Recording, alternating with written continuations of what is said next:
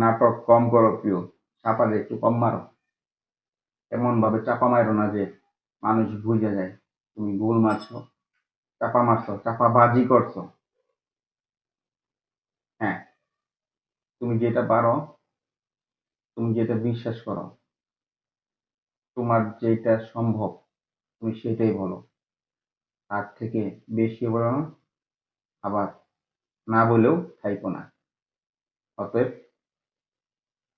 ধরে নাও একজন ব্যক্তি, তাকে আরেকজন যিনি হোস্ট, তাকে জিজ্ঞেস করো আপনি কতবার পুশ আপ করতে পারেন। পুশ আপ বুঝেন তো?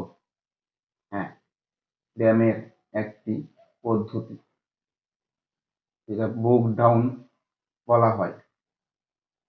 তুমি একবারে কতটা দিতে পারো? সেই ব্যক্তিটা বলল আমি এক নিঃশ্বাসে, একবারে না কিন্তু, এক নিঃশ্বাসে 50টা একসময় দিতে পারতাম। এটাকে তুমি তোমার ভাষায় কোন ধরনের চাপাবাজি বলবা?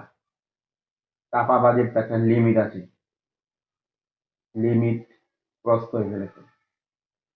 একদমই নিঃশ্বাসবিহীন বা নিঃশ্বাস না কেটে সে বলে 50টা বুক ডাউন দিতে পারে বা পুশ আপ করতে পারে, এরকম কথা?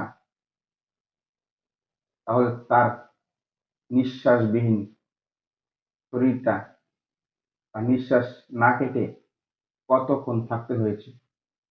নিশ্চয় 1 মিনিট না, বা 1.5 মিনিট না, তারও বেশি। একটা মানুষ 1 থেকে 1.5 বা 2 মিনিট এর বেশি নিঃশ্বাসবিহীন থাকতে পারবে?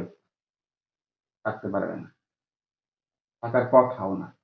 অতএব মানুষ যেটা বুঝে ফেলে যে চাপা, অতিরিক্ত চাপা, চাপাও তেল মেরে যায় তার চাপাবাজিতে, এটা করবে না। হ্যাঁ, চাপা মারো, অল্প সংখ্যক, তোমার আয়ত্তের মধ্যে।